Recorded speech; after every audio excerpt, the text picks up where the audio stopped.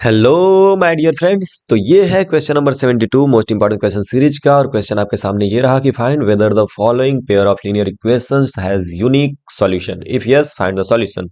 पहले तो आपको ये बताना है कि ये दोनों इक्वेशन जो गिवन है इनके यूनिक सॉल्यूशन है कि नहीं।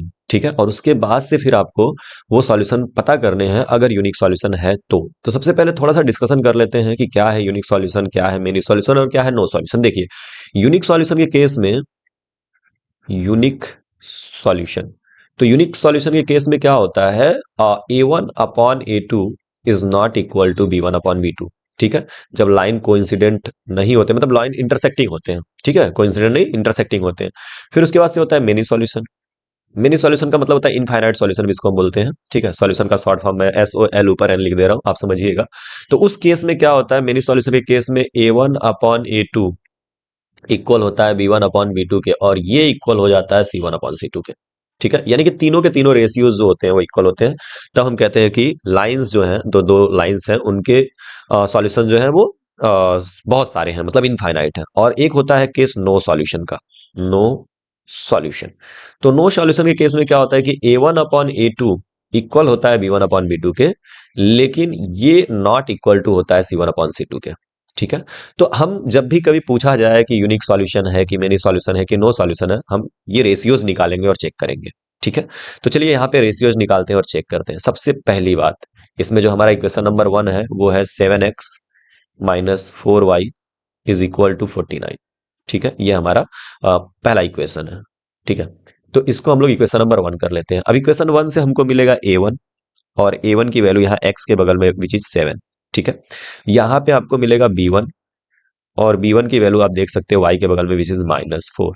और C1 भी निकाल लो, जरूरत पड़ने पे इसका भी यूज किया जाएगा। तो C1 की वैल्यू है 49। अगर हमने A1x plus B1y equal to C1 के फॉर्म में लिखा है तो इस तरह से हमको मिलेगा।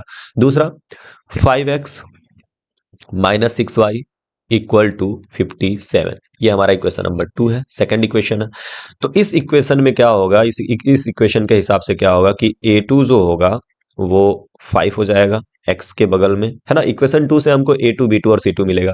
तो A2 की वैल्यू क्या हो जाएगी 5, कॉमा B2, सो B2 की वैल्यू क्या हो जाएगी -6, एंड C2, तो C2 की वैल्यू क्या हो जाएगी, तो वो हो जाएगा 57। तो इस तरह से हम देख सकते हैं कि हमारे पास A1 B1 C1 A2 B2 C2 सब कुछ आ गया। Now what we have to do next, we have to calculate the values of A1/A2 and B1/B2। तो सबसे पहले मैं निकालूंगा A1/A2।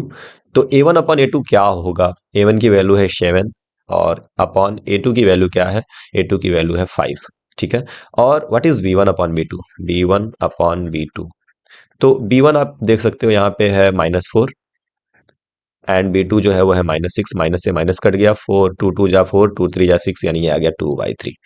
ठीक है, तो आप देख सकते हो कि दोनों रेशियो सेम तो नहीं है। आप देखो A1/A2 जो है वो 7/5 है, B1/B2 जो है वो 2/3 है। सो ये तो सेम टू सेम तो नहीं है। ठीक है, तो इस कंडीशन में हम लिखेंगे कि since A1/A2 is not equal to B1/B2, and therefore the pair of equations has unique solution. ठीक है, अभी डिस्कस किया ना, क्या हो गया, यूनिक सॉल्यूशन। ठीक है, तो यूनिक सॉल्यूशन होगा, यूनिक सॉल्यूशंस नहीं होंगे, है ना। ये यूनिक सॉल्यूशन होगा, सिंगुलर होगा, एक ही सॉल्यूशन होगा ना। चलिए, इतनी बात क्लियर है। अब इसके सॉल्यूशंस को हमें निकालने हैं, तो इसको चलते हैं लेकर के नेक्स्ट पेज पर। तो यहां से मैं ये इक्वेशन लेके चलूंगा नेक्स्ट पेज पर। Okay, so here we have that equation. तो यूनिक सॉल्यूशन है तो सॉल्यूशन तो पॉसिबल है। अब इसको सॉल्व कैसे करेंगे, तो फिर से मैं एक बार लिख रहा हूं, ये है 7x, फिर से आप लिख लेना कॉपी में, 7x - 4y इक्वल टू 49, ये आपका इक्वेशन नंबर 1 है। और यहाँ पे है 5x - 6y is equal to 57, ये है इक्वेशन नंबर 2।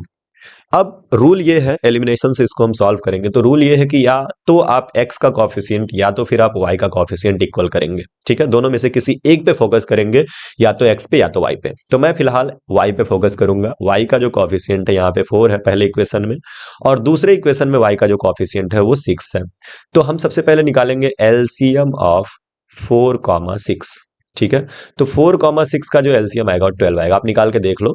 4,6 जो है उसका एलसीएम क्या आएगा, तो 2, यहाँ से 2 2 जा 4, 3, फिर 2, यहाँ पे 1, यहाँ पे 3 और फिर 3, ये हो जाएगा 1,1, यानी 2 2 जा 4 3 जा 12, यानी हमारे पास जो एलसीएम आ गया वो आ गया 12। तो इसका मतलब क्या हो गया, इसका मतलब ये हो गया कि हम 4 में 3 का मल्टीप्लाई करेंगे तो 12 आएगा, यानी हमको क्या करना है, इक्वेशन नंबर 1 में 3 का मल्टीप्लाई करना है। तो हम क्या करेंगे, हम मल्टीप्लाई करेंगे 3 का इक्वेशन नंबर 1 में। ये कैसे पता चला कि इक्वेशन नंबर 1 में 3 का मल्टीप्लाई करना है, बिकॉज 6 और 4 का जो एलसीएम आया 12 आया।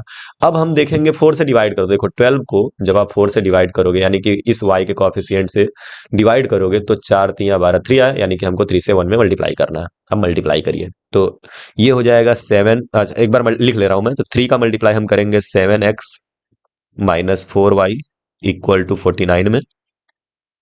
तो मल्टीप्लाई करेंगे तो ये देखो 3 से 7 में मल्टीप्लाई होगा, 7 3 21x, और ये 4 3 12 12y, और ये इक्वल टू, और 9 3 27, और 4 3 12, 12 प्लस 2 14। तो ये आ गया इक्वेशन नंबर 3। इक्वेशन नंबर 1 और 2 था, ये इक्वेशन नंबर 3 हो गया। समझ में आ रहा है, 3 का मल्टीप्लाई किया, 7 3 21, 4 3 12 और 9 3 27, 4 3 12 और 2 14। ठीक है, वेरी गुड, यहां तक आ गया। अब 6 में कितने का मल्टीप्लाई करना चाहिए, तो 6 में देखो 12 एलसीएम है, 6 से डिवाइड कर दो, यानी कि 2 से मल्टीप्लाई करना चाहिए। तो आप 2 से मल्टीप्लाई करोगे इक्वेशन नंबर 2 में, तो जब 2 से आप 2 में इक्वेशन नंबर 2 में मल्टीप्लाई करोगे तो ये हो गया 2। इक्वेशन 2 को लिख लेते हैं, इक्वेशन 2 है 5x minus 6y is equal to 57। ठीक है, मल्टीप्लाई करिए तो ये 5 2 जार 10, 10x, और ये 2 6 जार 12, 12y, और ये 2 से मल्टीप्लाई करेंगे तो 7 2 जार 14, और ये 5 दूना के 10 और 1 11, 114। ये आ गया इक्वेशन नंबर 4। क्लियर है। तो रूल क्या है, रूल ये है कि किसी भी, देखो यार यहाँ पे 7 और 5 का एलसीएम ले करके भी आप सेम प्रोसेस कर सकते थे।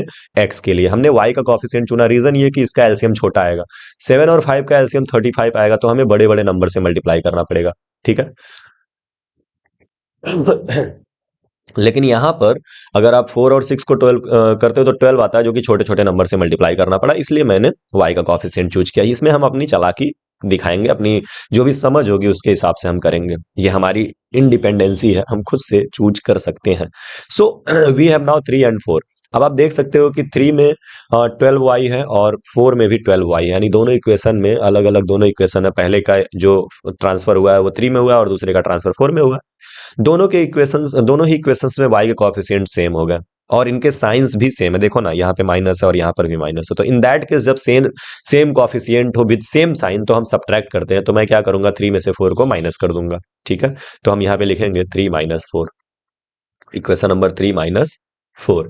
तो जरा इक्वेशन नंबर 3 में से 4 को माइनस करिए, तो आप 3 को पहले लिख लीजिए। तो 3 है हमारा 21x minus 12y is equal to 147, that is equation number 3।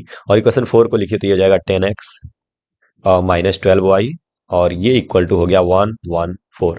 तो सब्ट्रैक्ट करते समय होता क्या है कि साइंस बदल जाते हैं। ठीक है, सब्ट्रैक्ट करते समय हम क्या करते हैं, साइन को बदल देते हैं। तो साइन को जब आप बदलोगे तो ये हो जाएगा माइनस, ये हो जाएगा प्लस, और ये हो जाएगा माइनस। अब ध्यान से देखो, अब ये 21x और माइनस 10x हो गया, इसके सामने वाले साइंस भूल जाइए आप। तो 21x और माइनस 10x, तो 21x और माइनस 10x की वैल्यू क्या आएगी, ये आएगी 11x। तो यहाँ पे आप लिख लेंगे 11x। ठीक है, दूसरी चीज आप ध्यान से देखो, यहाँ पे माइनस 12y और यहाँ प्लस 12y है, तो माइनस 12y और प्लस 12y कट के 0 हो जाएंगे ना, तो ये कट जाएगा, यानी इसको हमें लिखने की जरूरत नहीं है। नेक्स्ट 147 में से 114 को माइनस करोगे तो 7 में से 4 जाएगा 3, ये इक्वल टू 3, एंड यहाँ पे बचा 4, 4 माइनस 1 इज 3, यानी 33, यानी x इक्वल टू आ गया 33 अपॉन 11, 11 3 जार 33, यानी x की वैल्यू आ गई 3।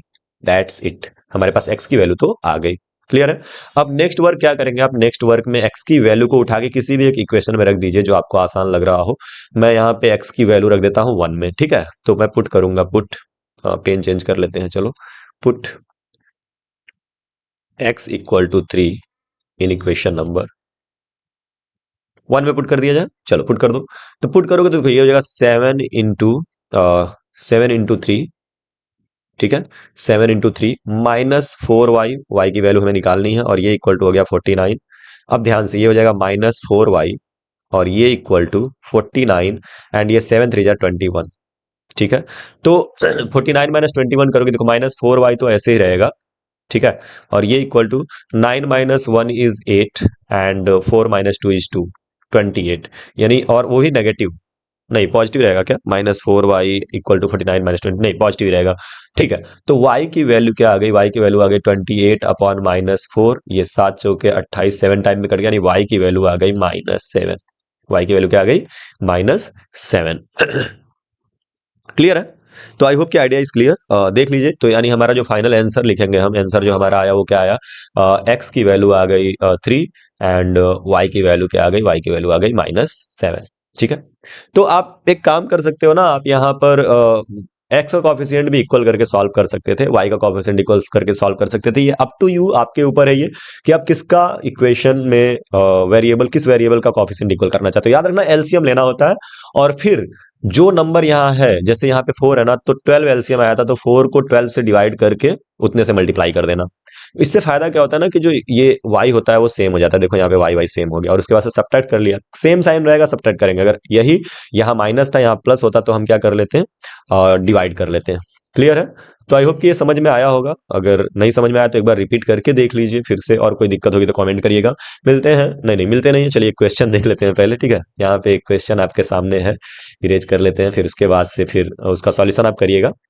सो ये भी पेयर ऑफ लीनियर इक्वेशन का ये क्वेश्चन है कि फॉर व्हाट वैल्यू ऑफ के, किस वैल्यू ऑफ के लिए which of the following linear equation has infinitely many solution, with which the following pair of linear equation have infinitely many solution, मतलब के की किस वैल्यू के लिए यहाँ पे इनफाइनाइट सॉल्यूशन मिलेगा। तो ये अच्छा क्वेश्चन है, एक बार सॉल्व करिएगा, और सॉल्व करने के बाद से अपना आंसर कमेंट बॉक्स में छोड़िएगा। मिलते हैं नेक्स्ट वीडियो में, तब तक के लिए बाय बाय, पढ़ते रहिए और खूब आगे बढ़ते रहिए।